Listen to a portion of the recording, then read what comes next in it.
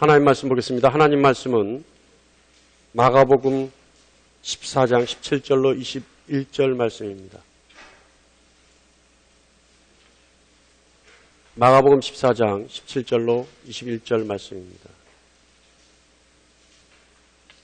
신약성서 80페이지 마가복음 14장 17절로 21절 말씀까지입니다.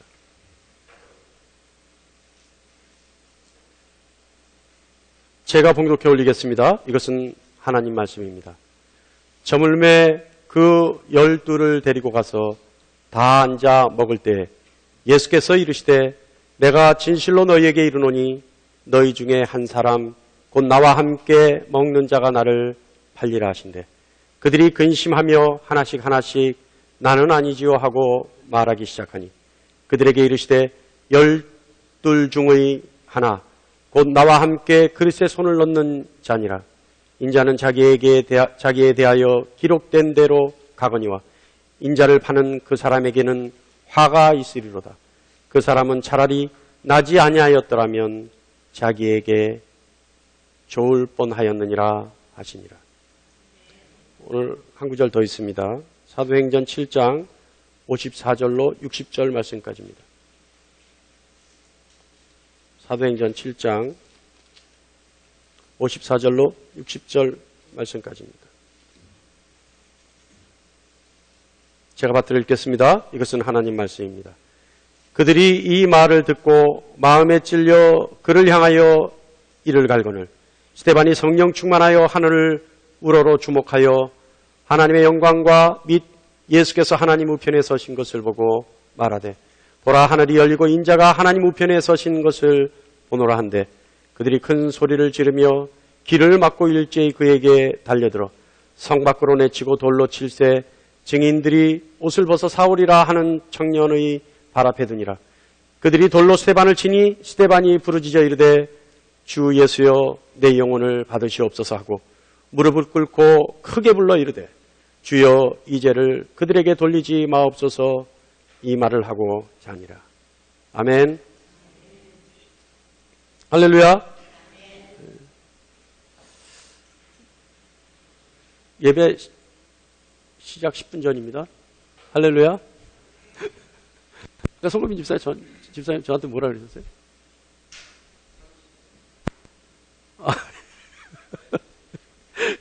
아니, 자, 나중에 따로 얘기해야 될 것 같습니다. 자, 우리가 성경에 이름이 기록된 분들 봐요. 성경에 많은 이름이 기록되어 있죠. 성경에, 그죠? 사실은 성경에 이름이 기록된다는 것은 큰 영광입니다. 그죠? 성경에 내 이름이 기록된다. 엄청난 영광이죠. 예. 그런데 관건은요, 성경에 어떤 식으로 이름이 기록됐느냐 하는 거예요. 성경에 진짜로 하나님의 영광을 위해서 기록됐느냐? 아니면 두고두고 후회할 수밖에 없는 악역을 맡아서 이름이 기록되었느냐? 악역을 맡아서 이름이 기록되었으면 그 가문은 없어졌죠. 없어져요. 그런데 영광을 위해서 이름이 기록되었다면 그 이름은 천대까지 갑니다. 그죠? 자, 저는 진짜 성경에 이름이 기록되고 싶어요. 만약에 성경이 다시 쓰여진다면 저는 기록에 남고 싶어요. 여러분 어떠십니까? 할렐루야? 여러분도 기록 남고 싶죠? 성경의 이름. 그래서 그 사람의 이름이 지금도 성경에 기록되어 있는 이름들을 자녀의 이름 삼는 분들이 많지 않아요. 많잖아요. 미국에서는 뭐 거의 다 해요. 미국의 이름들은 거의 다 그래요. 자, 오늘 본문의 말씀 두 사람. 이들은 어떤 이유로 성경에 이름이 기록되어 있는지 여러분 잘 압니다. 그래서 여러분 이 두 사람, 조금 전에 읽었던 가룟 유다와 스데반. 이 사람들은 어떤 이유 때문에 성경에 이름이 기록되어 있는지 여러분 너무 잘 안다는 거죠. 한 사람은 가룟 유다요, 한 사람은 스데반입니다. 자, 우리가 이들 두 사람을 오늘 좀 비교해 보려고 해요. 그런데 이 두 사람을 비교하기 전에 우리가 죄에 대해서 잠깐 생각해 봐야 합니다. 죄가 무엇인지. 죄가 계속 죄라는 것에 대해서는 뭐 수요 금요 기도회, 새벽 기도회, 죄에 대해서는 계속 얘기하고 있어요. 어떤 때는 헷갈려요. 이 얘기를 주일날 했는지, 수요일날 했는지, 금요일날 이게 헷갈려요. 뭐 워낙 자주 하니까. 예? 자, 여러분 아시더라도 오늘 다시 한번 듣겠습니다. 죄에 대해서. 죄는 어떻게 시작되었느냐? 죄는요, 우리의 욕망을 제어하지 못하는 데서 시작된 것이 죄입니다. 우리의 욕망을 제어하지 못했어요. 거기서 시작됐던 게 인간의 죄예요. 인간의 욕망이 무엇이었느냐? 처음에 인간의 욕망이 무엇이었길래 죄가 인간에게 들어왔느냐? 그것은요, 그 욕망은 뭐였냐면 하나님과 같이 되려고 했던 것이에요. 하나님과 같이 되려고 했던 것. 하나님과 같이 되려고 했던 그 욕망이 죄로 시작이 되었습니다. 뱀으로 비유되는 사단은요, 하와를 유혹하죠. 뭐로 유혹해요? 선악과로 유혹합니다. 그죠? 선악과로 유혹해요. 창세기 3장 5절에 너희가 그것을 먹는 날에 너희 눈이 밝아져 하나님과 같이 되어 선악을 알 줄 하나님이 아심이라. 어떻게 해요? 너희가 그것을 먹는 날에 너희 눈이 밝아져 하나님과 같이 될 줄 하나님이 아심이라. 그러니까 하나님과 같이 된다라고 사단은 하와를 유혹해요. 그 순간 어떻게 해요? 하와의 마음속에 욕망이 끌어올라요. 하나님과 같이 되고 싶은 욕망이 끌어오르는 거예요. 예. 사단의 그 말에 하와는요, 어쩔 줄 몰라요. 그 욕망에 사로잡혀서 어쩔 줄 몰라요. 그러니까 창세기 3장 6절에 그 욕망에 사로잡혀서 마음이 어떻게 바뀌느냐? 여자가 그 나무를 본즉 먹은직도 하고 보암직도 하고 지혜롭게 할 만큼 탐스럽기도 한 나무인지라. 여자가요, 하나님과 같이 된다라고 하는 사단의 유혹에 그 욕망이 사로잡히다 보니까 어떻게 돼요? 이제껏 봐왔던 선악과가 먹은직도 하고 보암직도 하고 지혜롭게 할 만큼 탐스럽게 보여지는 거예요. 갑자기 보여지는 거예요. 갑자기 그렇게 보여지는 거예요. 그러니까 여자가 어떻게 해요? 여자가 그 열매를 따먹고 자기와 함께 있는 남편에게도 주매 그도 먹은지라. 결국은 그 욕망에 사로잡혀서 하나님과 같이 된다라고 하는 그 욕망에 사로잡혀서 하나님과 같이 되고 싶어서 그 열매를 먹고 함께한 남편에게도 주는 거예요. 결국 따먹어버려요. 선악과의 열매를 먹은 아담과 하와는 하나님을 두려워해서 그래서 하나님의 낯을 피하는 존재가 되어버립니다. 창세기 3장 10절 말씀이 있어요. 피해 숨어요. 자, 이르되 내가 동산에서 하나님의 소리를 듣고 내가 벗었으므로 두려워하여 숨었나이다. 하나님의 낯을 피해버린단 말이에요. 자, 그런데 여러분, 하나님은 많은 속성이 있습니다만은 하나님은 선이세요. 선. 하나님은 선. 자, 하나님만 선이냐? 자, 여러분, 여러분 이렇게 생각해요. 하나님이 선이시다. 그러니까 하나님은 착하시다라고 듣는 분들이세요. 착할 선자라고 해서 그 선이 착하다는 뜻이 아닙니다. 여러분, 우리가 선하다 얘기하면 여러분, 이 사람은 선한 사람이야 라고 한다면 여러분, 이 사람 착한 사람, 교회에서 얘기할 때 의미로는 그 사람이 착한 사람이라고 듣는 건가요? 아니에요. 선이라고 하는 것은 하나님으로부터 나온 것만이 선입니다.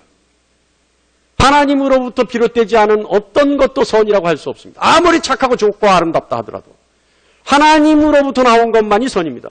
그러면 우리에게 선의 기준은 어디 있어요? 오로지 성경밖에 없어요. 아시겠습니까? 하나님으로부터 나온 것 다른 걸로는 증명될 수 없어요. 오로지 성경 속에 있어야지만 하나님으로부터 나온 것이고 그것만이 선입니다. 마가복음 10장 18절에 내가 어찌하여 나를 선하다 일컫느냐? 하나님 한 분 외에는 선한 이가 없느니라. 누가 말씀하시는 거예요? 예수님이 말씀하시는 거예요. 예수님도 인정하시는 거예요. 하나님 한 분 외에는 선한 분이 없다. 그러므로 하나님으로부터 나오는 것만이 선입니다. 할렐루야. 잠깐 기도하겠습니다. 제가 오늘 기도하기로 해놓고 까먹은 게 있어요. 깜빡해보입니다. 잠깐 기도하겠습니다. 잠깐. 아버지 하나님, 오늘 말씀 중에 혹여 찔림이 있다 하더라도 말씀으로 찔림받되 우리 주님 위로하여 주시고 회복시켜 주시어서 우리 주님의 그 놀라우신 은혜를 다시 한번 맛볼 수 있는 시간 되게 하여 주시옵소서. 우리 주 예수 그리스도를 받들어 기도 올리옵나이다. 아멘. 제가 왜 이 기도를 꼭 하기로 마음먹었냐면요, 제 설교가 좀 항상 뭐라 그래요? 아프다 그래요. 목사님 설교 듣고 나면 아파요 그래요. 목사님 들고 설교 듣고 나면 나는 잘못 살고 있는 것 같아요. 제가 무슨 뭐 아니에요. 여러분. 설교는요, 찔림이 있어야 합니다. 찔림이 있어야 돼요. 오로지 목자의 설교는 그거밖에 없어요. 그러면 누가 위로해 주냐? 주님이 위로해 주시는 거예요. 그래서 주님이 위로해 주시고 싸매 주시고 주님이 회복시켜 주시는 것이 기능입니다. 목사가 설교를 통해서 위로해 주면은요, 그거는 목사가 예수님 자리에 가는 거예요. 목사에게 그것을 요구하지는 마십시오.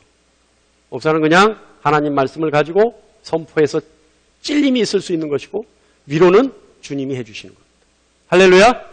주님께 마음껏 위로받는 여러분 되시기를 축원합니다. 자, 하나님이 선이세요. 하나님밖에 없어요. 선한 분은. 하나님으로 나오는 것이 선이에요. 하나님으로부터 비롯되지 않은 것은 절대 선일 수 없어요. 아무리 착하고 아름답고 좋다 하더라도 그건 선이라고 할 수 없습니다. 자, 이것이 개념이에요. 자, 인간이 하나님과 올바른 관계를 가지고 있을 때는 하나님으로부터 모든 것을 공급받았어요. 아담과 하와가 하나님과 함께 있을 때 모든 것을 마음대로 누릴 수 있었고 하나님으로부터 마음껏 공급받을 수 있었어요. 그러나 아담이 하와가 하나님 앞에 죄를 짓고 나서 하나님과 관계가 끊어지고 하나님의 낯이 두려워서 숨고 난 후부터는 하나님으로부터 그 어떤 것도 공급받을 수 없었어요. 공급받지 못하니까 어떻게 해요? 그 자리에는 결핍이 생기죠. 부족한 게 생겨요. 항상 부족해져요. 그때부터 인간은 악해지기 시작했던 겁니다. 그러니까 하나님으로부터 선을 공급받을 때는 인간도 선한 존재였어요. 그런데 하나님과 관계가 끊어지고 하나님으로부터 어떤 것도 공급받지 못하니까 자연적으로 생겨난 것이 악이에요. 그래서 악은 신학적으로 선의 결핍이 악이다라고 얘기합니다. 자, 죄는요, 하나님이 인간에게 허락하신 것이 아니고 하나님이 조장하시거나 하나님이 간과하신 것도 아닙니다. 하나님으로부터 스스로 떨어져 나와 마땅히 있어야 할 것이 없는 선이 결여된 결과가 악이요, 선이 결여된 결과가 죄입니다. 그래서 죄를 한마디로 정의하면요, 잘 들으셔요. 죄를 한마디로 정의한다면 하나님과 관계를 끊게 한 모든 행위가 죄입니다. 그러니까 처음에 아담과 하와가 무슨 죄를 졌어요? 하나님이 명령하셨잖아요. 규범을 세우셨잖아요. 선악과는 절대 먹지 말았죠. 먹는 날에는 반드시 죽으리라. 그런데 아담과 하와가 그 명령을 어기고 선악과를 따먹고 난 후에 하나님과 관계가 끊어지니까 어떻게 됐어요? 악이 생기고 죄가 된 거예요. 그러니까 하나님과 관계가 끊게 한 행위, 아담과 하와가 선악과를 따먹은 행위, 이것이 죄라는 얘기예요. 아시겠죠? 여러분이 아무리 하나님과 가깝게 하나님과 동행하는 삶을 살더라도 어느 한순간 여러분이 실수해서 하나님과 관계가 소원해졌다면 그 행위가 죄라는 겁니다. 아시겠죠?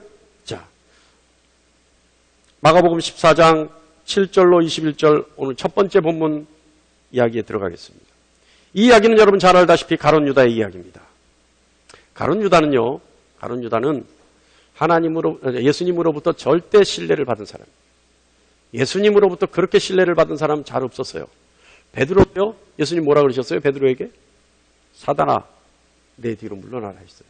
그런데 수제자였던 베드로도 예수님에게 사단아 소리를 들었는데 유다는 그런 소리 들은 적은 없어요. 유다는 그만큼 신뢰를 받았어요. 더군다나 그 신뢰의 증거가 뭐였어요? 돈꾀를 맡았어요. 여러분, 예나 지금이나 예산을 집행하는 사람이 최고입니다. 예? 돈 주머니를 차고 예산 집행하는 사람이 최고의 권위자예요. 권력자예요. 그러니까 아무리 높은 사람도 어떻게 해요? 돈 갖고 예산 집행하는 사람 앞에 가서는 예 할 수밖에 없어요. 가룟 유다가 그랬단 말이에요.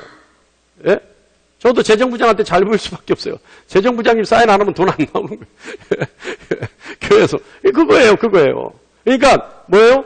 돈깨 맡은 자가 최고의 권위자예요. 최고의 권력자예요. 자, 그런데 이 사람이 결국은 어떤 일을 하느냐? 은 30에 예수를 파는 역할을 합니다. 이 유다는요, 원래 열혈당원이었어요. 이 열혈당원이라는 건 뭐냐면요, 예수님 때는 로마의 압제를 받아서 이스라엘이 식민지 생활을 할 때예요. 그러니까 유다 같은 사람, 열혈당원들은 뭘 생각했냐면 쿠데타를, 혁명을 일으키고 독립운동을 해서 로마의 압제로부터 벗어나야 된다. 이스라엘이 독립해야 된다라고 생각했던 사람이에요. 그런데 어느 날 유다 눈에 예수님이 나타난 거예요. 예수님 어떠셨어요? 죽은 자를 살리고 병을 고치고 귀신을 쫓아내고 능력자였단 말이에요. 그러니까 예수님을 잘 이용하면 예수님이 많은 사람들을 모으고 예수님 중심으로 많은 사람들이 모인 후에 독립운동을 하면 반드시 로마로서부터 우리가 독립할 수 있다라는 목적의식을 가지고 예수님께 충성했던 자입니다. 자, 그런 사람이에요. 그런 배경은 있는 사람이에요. 그런데 어쨌든 간에 예수님은 뭐라 그러셨어요? 내가 십자가에 달려 죽어야 한다 그런단 말이에요. 아니, 독립운동을 해서 이 민족의 왕이 돼주고 지도자가 돼서 로마로부터 독립시켜줘야 될 분이 죽어야 된다고 하니까 배신감을 느낀 거예요. 그래서 결과적으로는 예수를 십자가에 죽게 하는 은 30에 팝니다. 그렇지만 우리가 여기서 의문을 가져가 봐야 될 일이 있어요. 무슨 의문이냐 하면, 자, 예수님은 유다에게 돈꾀를 맡길 정도로 신뢰했던 사람입니다. 그런데 오늘 본문 보면 예수님은 그 자가 누군지 알고 있어요. 그 자가 유다인지 알고 있어요. 유다는 신뢰하는 사람이에요. 그런데 왜 예수님은 유다가 스스로를 예수님을 팔 수 있게 내버려 두셨을까요? 그렇게 신뢰했던 제자라면 말렸어야 되잖아요. 야, 너 그러다가 죽어. 그리고 다른 사람에게 그 역할을 하게 했어야 될 거 아니에요. 그렇게 사랑하는 제자가 왜 그 악한 역을 하게 내버두셨나는 거예요. 여러분, 그 의문스럽지 않습니까? 왜 가만 내버두셨을까요? 예수님 아셨어요. 나와 함께 그릇에 손 놓는 자가, 떡그릇에 손 놓는 자가 나를 팔자다. 예수님 반드시 하셨어요. 정확하게 하셨어요. 그런데 왜 유다를 말리지 않으셨느냐? 그렇게 신뢰하는 자가. 아니, 그 역할은 다른 사람이 해도 되잖아요. 그 역할은, 그 악역은 지나가는 엑스트라가 해도 되잖아요. 지나가는 하인이 예수 보고 가서 팔아도 되잖아요. 그런데 왜 하필이면 그 사랑하는 제자가 그 일을 하려고 하는데 예수님이 가만 두셨냐, 내버려 두셨냐. 왜 그랬을까요? 첫 번째는요, 예수님은 가룟 유다가 신뢰하는 제자이긴 했지만 형제로 보지는 않았습니다. 마가복음 3장 35절에요. 여러분 잘 들으셔야 돼요, 이 얘기를. 마가복음 3장 35절에 누구든지 하나님의 뜻대로 행하는 자가 내 형제요, 자매요, 어머니다는 거예요. 예수님은요, 가룟 유다가 제자이긴 하지만 예수님의 형제는 아니었던 거예요. 왜요? 유다는 예수님을 파는 역할을 해요. 유다는요, 하나님의 뜻대로 행하는 자가 아니에요. 하나님 뜻대로 행하는 자가 아니기에 유다는 형제가 아니었던 거예요. 예수님은 유다를 구원할 필요를 못 느꼈던 겁니다. 냉정한 얘기 같지만 이 말씀 여러분 새겨 들으셔야 돼요. 예수님의 관점에서는, 예수님의 관점의 기준은 오로지 하나님 뜻대로 행하는 자라야 합니다. 오로지 하나님 뜻대로 행하는 자라야 합니다. 마태복음 7장 21절에 나더러 주여 주여 하는 자마다 다 천국에 들어갈 것이 아니오 다만 하늘에 계신 내 아버지의 뜻대로 행하는 자라야 들어가리라. 어떻게 해요?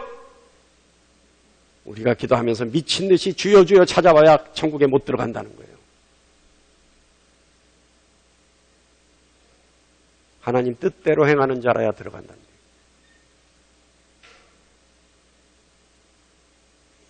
그렇게 신뢰했던 유다도 예수님 중심에는, 예수님 보시는 그 기준에는 아버지 뜻대로 행하는 자라야 했었습니다. 여러분, 부모가 목사라고 천국 가는 거 아니에요. 모태신앙이라고 천국 가는 거 절대 아닙니다. 내 형제들 중에 목사가 몇 명 있다고 천국 가는 거 아니에요. 내 자식이, 내 자녀가 목사가 됐다고 천국 가는 거 아니에요. 천국은요, 어떤 사람이 간다고요? 아버지 뜻대로 행하는 자라야 천국 갑니다.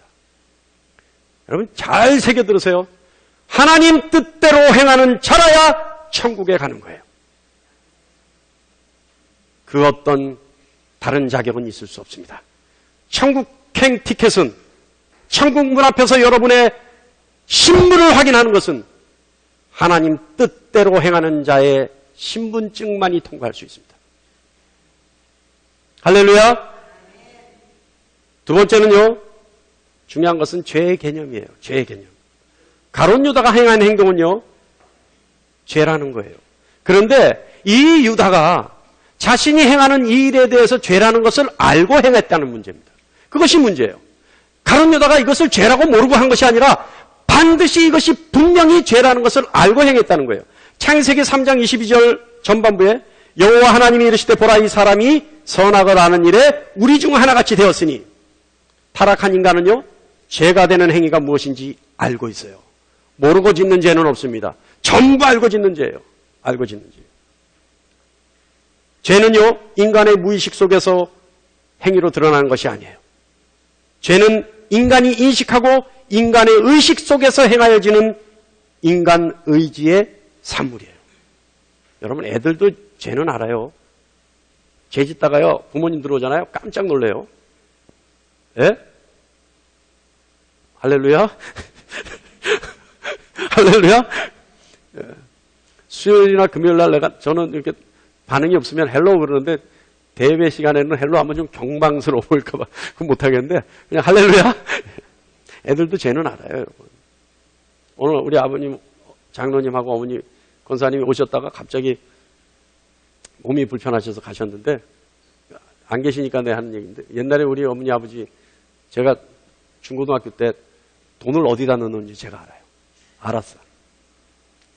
우리 아버님은 책꽂이 책 사이에 넣어놓으셨고 우리 어머니는 항상 책꽂이 맨 위에 선반처럼 되어 있는 그 위에 지갑에다 넣어놓으셨어요.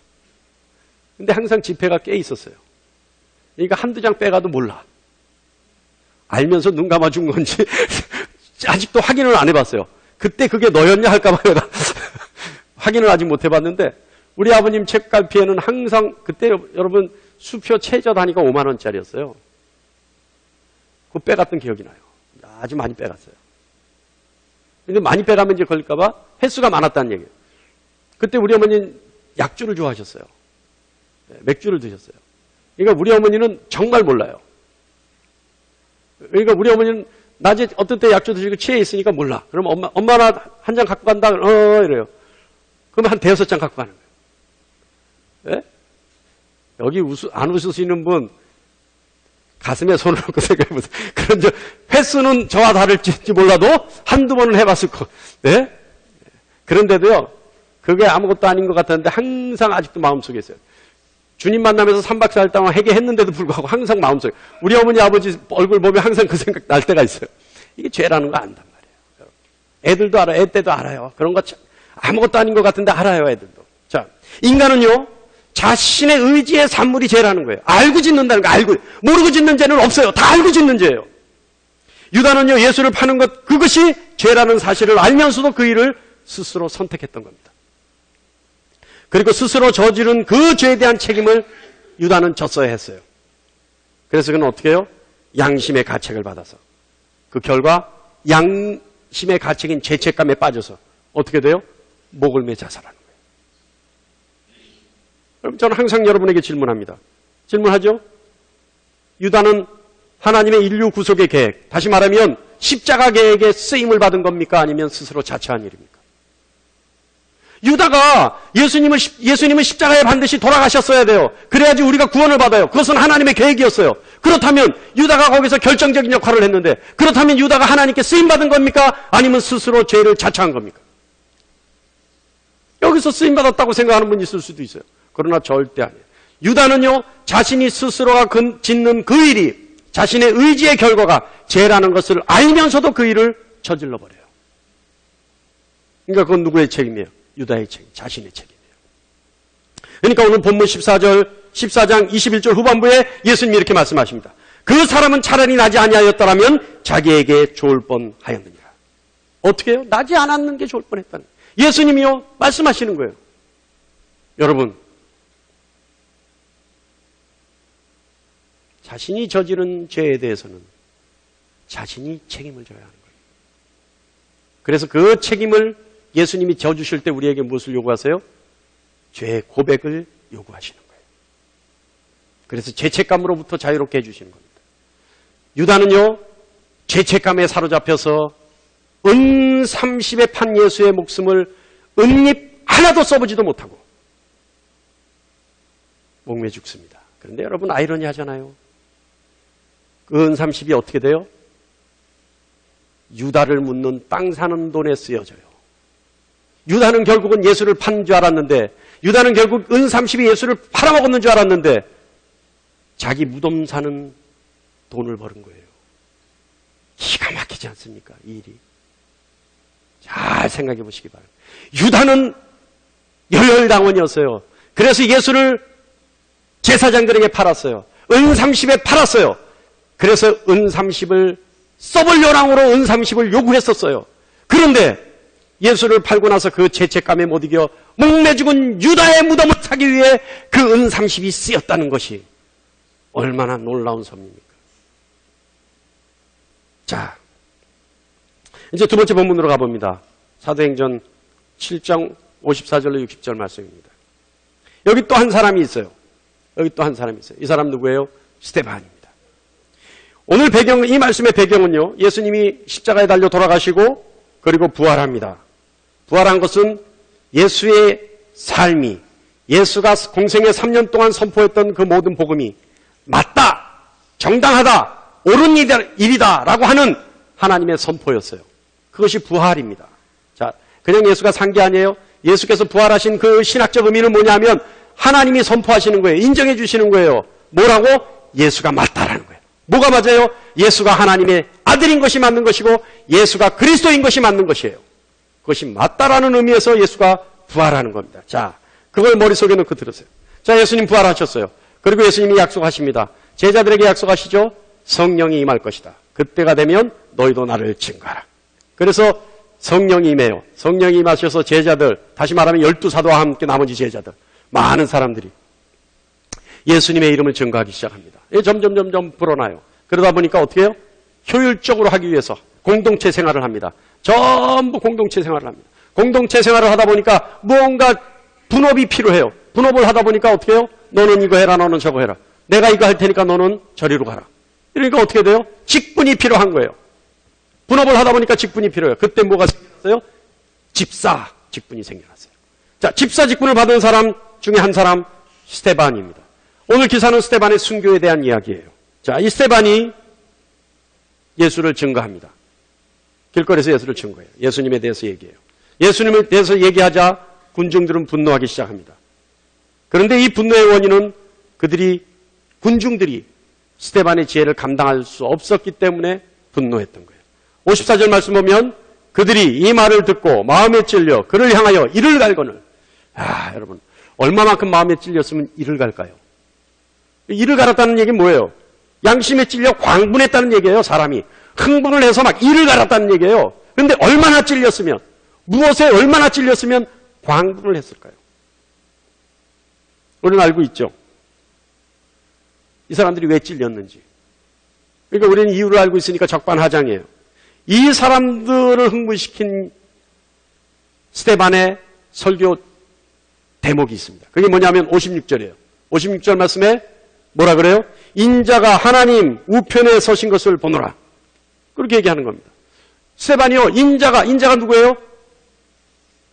인자가 예수 그리스도입니다. 사람의 아들이라는 뜻도 있고요. 이사야에서 고백하고 있는 하늘로부터 오는 하나님의 아들 인자라는 뜻이 있어요. 자, 둘 다 합니다. 자, 그런데 스데반이 고백해요. 인자가 하나님 우편에 서신 것을 본다. 자, 여러분, 이게 왜 그들에게 이를 알 만큼 광분해야 될 일일까요? 이거는요, 중요한 의미가 있어요. 뭐냐면 아까 얘기했죠. 부활은 무슨 뜻이라고요?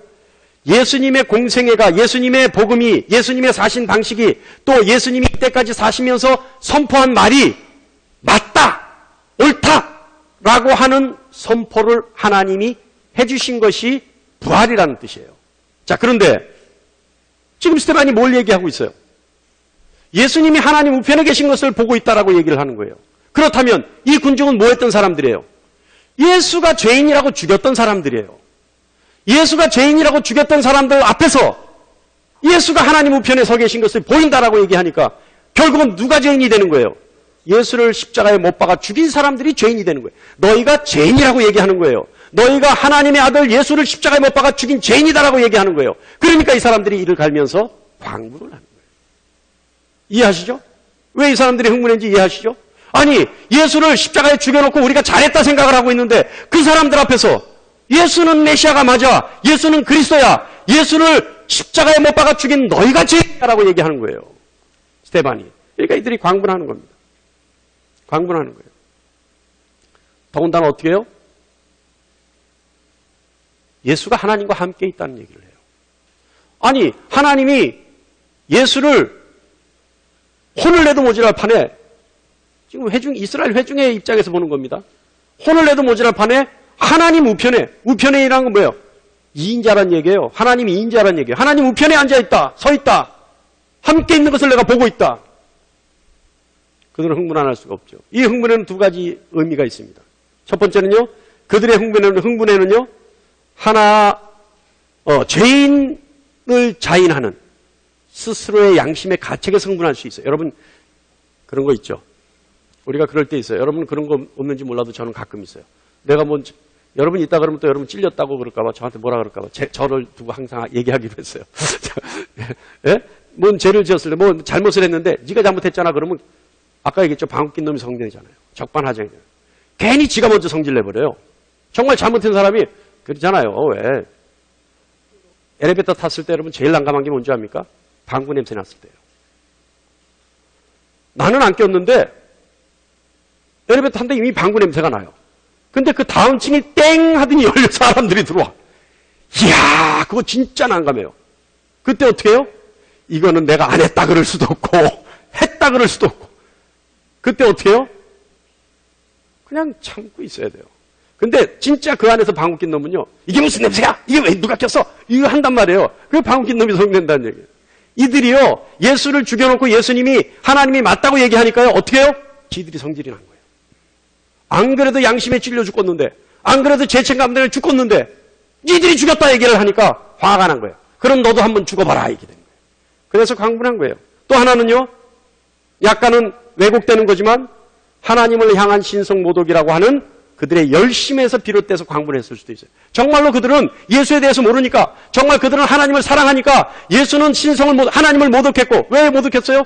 예수가 하나님을 왜 모독했어요? 어떻게 모독했어요? 하나님이 아버지라 그랬단 말이에요. 그리고 제자들에게 너희도 하나님을 아버지라 불러라 그랬어요. 이스라엘 민족은요. 그럴 수가 없어요. 이스라엘 민족에게 하나님은요. 입에 담지도 못하는 이름이에요. 그래서 이스라엘이 하나님이 이름을 가르쳐 주셨는데도 하나님의 이름을 함부로 부를 수가 없어서 하나님의 이름을 잊어버렸어요. 그런 민족이에요. 그런 민족인데 예수님이 오셔서 뭐라 그랬어요? 야, 쓸데없이 이름 부르지 말고 하나님 아버지라 그래도 돼. 이래버렸단 말이에요. 제자들 너희도 내가 아버지라 그러니까 너희도 아버지라 그래. 그럼 되는 거야. 이렇게 하셨단 말이에요. 그러니까 그들 보기에는 어때요? 예수님은 죽어 마땅한 신성모독죄를 지은 사람이에요. 그런데 그런 사람이 하나님 우편에 계시다는 거예요. 그래서 그들은 57절에 어떤 반응을 일으킵니까? 그들이 큰 소리를 지르며 귀를 막고 일제히 그에게 달려들어. 귀를 막아버려요. 더 이상 듣기 싫다는 얘기예요. 찔려서 듣기 싫고 또는 더 이상 신성모독하는 것을 내버려둘 수 없다는 얘기예요. 그래서 그들은 스데반을 돌로 쳐 죽이게 되는 겁니다. 여러분, 우리 여기서 하나 관가해서는 안 될 대목이 있어요. 이건 뭐냐 하면 그 군중들의 열심입니다. 그 군중들의 열심 역시 두 가지예요. 하나는요. 우리는 예수를 아는 관점에서 그들이 죄인이지만 그들의 관점에서는 예수 믿는 모든 잔당들이 죄인이에요. 왜요? 아까도 얘기했잖아요. 신성모독하는 극악무도한 죄인들이에요. 그래서 그들은요. 반드시 죽여야 해요. 돌로 쳐 죽여야 해요. 왜냐하면 레위기 24장 16절에 하나님 명령하시는 거예요.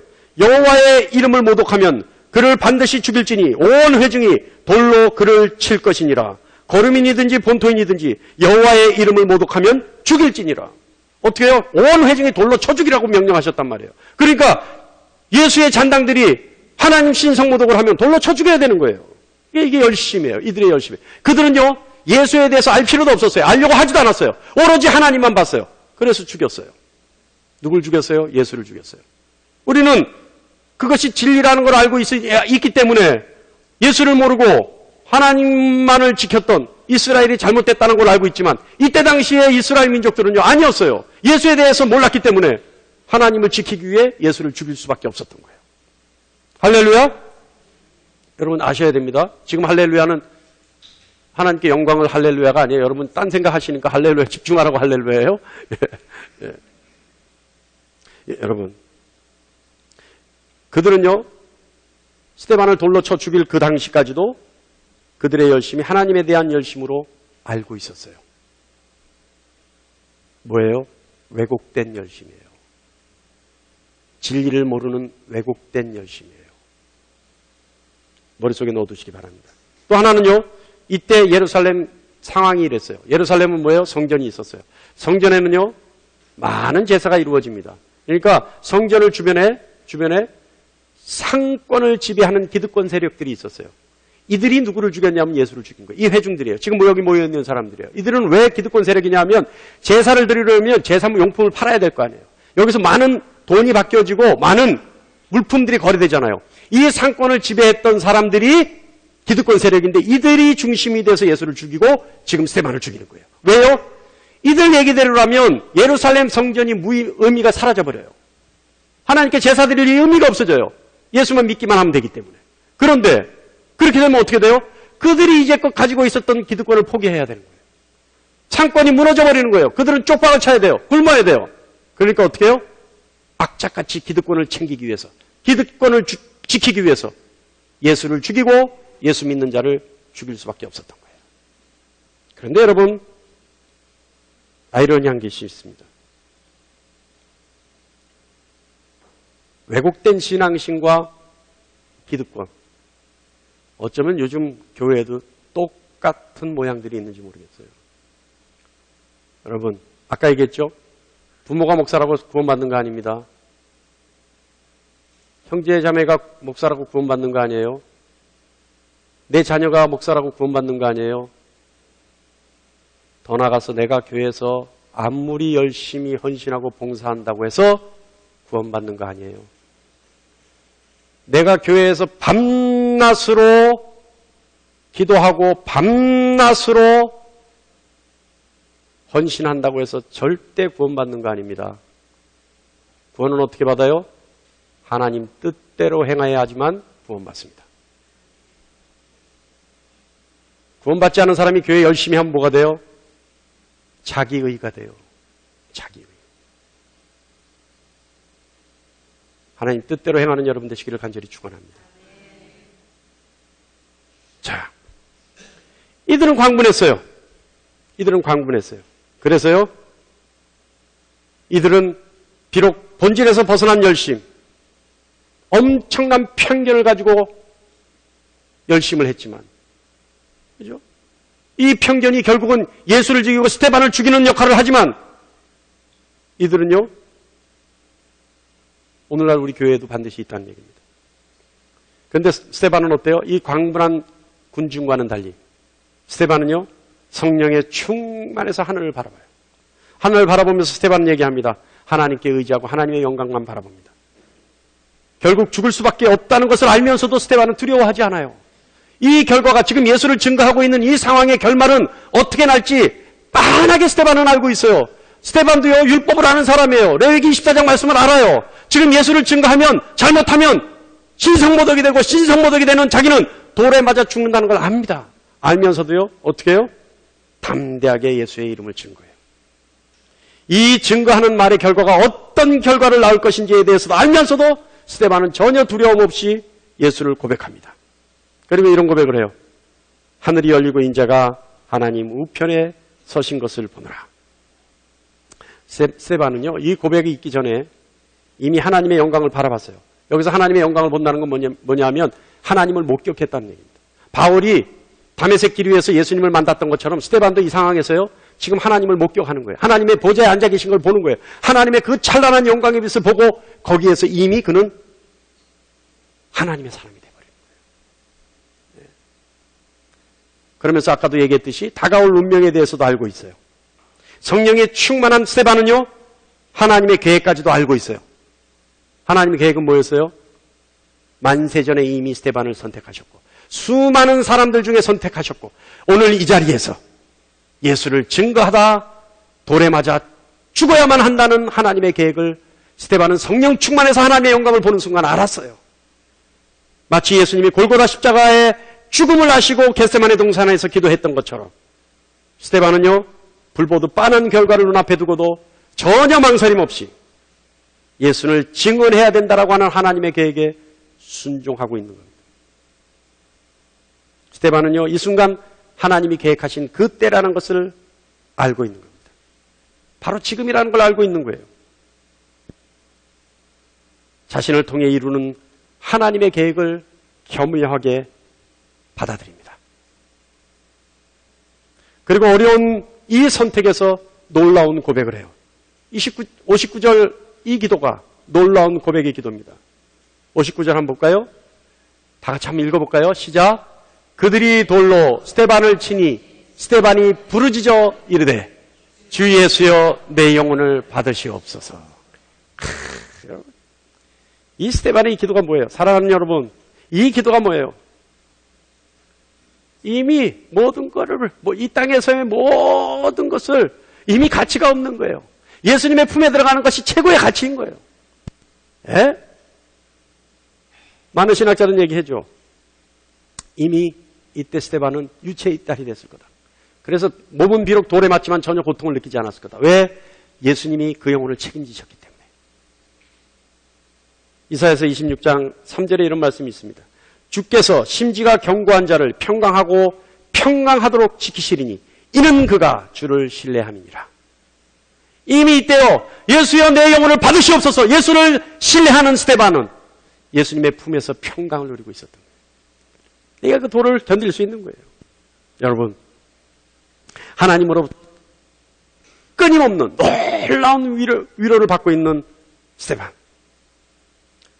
여러분 어떻습니까? 아까 우리가 첫 번째 봤던 사람 유다와는 달리 스데반은 오로지 하나님 뜻과 예수를 증거하는 일 외에 어떤 것도 염두에 두지 않습니다. 인간이 당연히 가질 수 있는 자신의 신념 그리고 자신의 이념 또한 두려울 수밖에 없는 이성까지도 송두리째 버려버리고 오로지 한 곳 하나님 뜻에만 집중합니다. 스데반의 이 놀라운 믿음은요. 다음 60절에서 고백이 돼요. 스데반이 어떤 믿음을 가졌는지 한번 볼까요? 60절 다 같이 읽습니다. 시작. 무릎을 꿇고 크게 불러 이르되 주여 이 죄를 그들에게 돌리지 마옵소서. 이 말을 하고자 하니라. 예, 여러분. 이 고백, 이거 어떤 고백이에요? 이건요, 지금 자신을 돌로 치는 자들을 위해 그들을 향해서 하는 기도예요. 이건요, 스데반이 인격이 좋아서 이 기도를 할까요? 아니에요. 천만의 말씀이에요. 스데반이 인격이 훌륭한 훌륭한 인격의 소유자라서 스데반이 말해주는 기도가 이걸까요? 아니에요. 예수님이 십자가에 달려 돌아가실 때 마지막으로 했던 그 기도를 흉내내서 이 기도를 하고 있는 걸까요? 그것도 아니에요. 이 기도는요, 예수 그리스도를 향한 철저한 신앙 고백입니다. 그리고 스데반의 지조예요. 이거 어떤 신앙 고백이에요? 예수는 하나님이라는 고백이에요. 예수는 하나님이라는 고백이에요. 뭐예요? 잠깐만 올려주세요. 말씀 올려주세요. 60절 무릎을 꿇고 크게 불러 이르되 주여 이 죄를 그들에게 돌리지 마옵소서. 다시 말하면 죄의 판단은 누가 한다고요?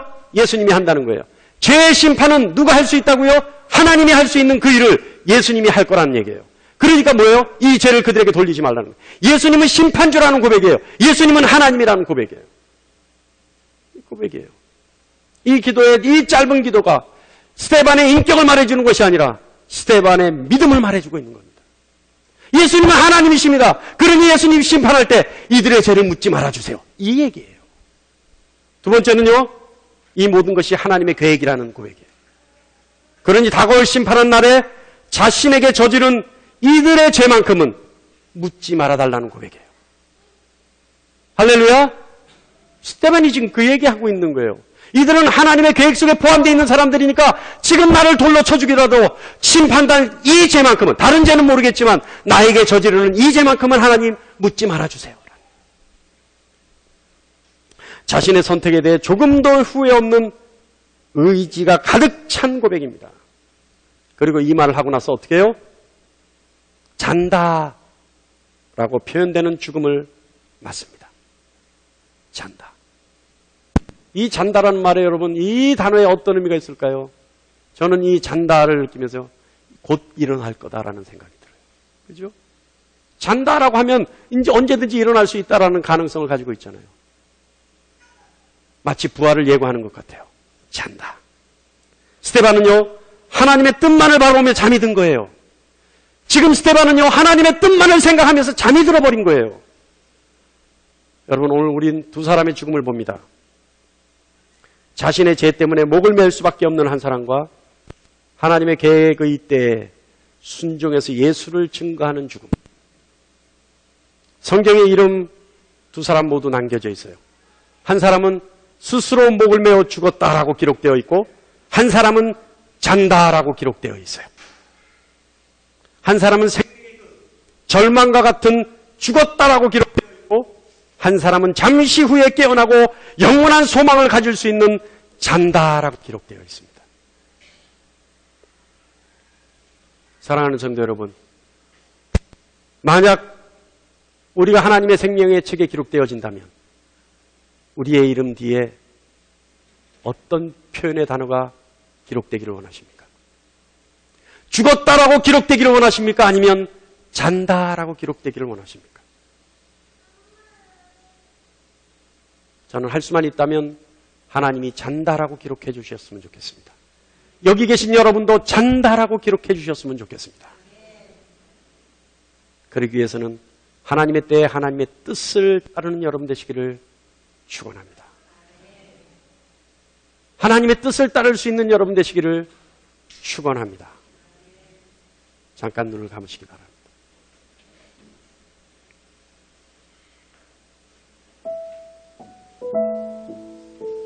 여러분, 오늘 우리 가룟 유다와 스데반 이 두 사람의 죽음을 통해 뭔가 명확하게 얘기할 수는 없지만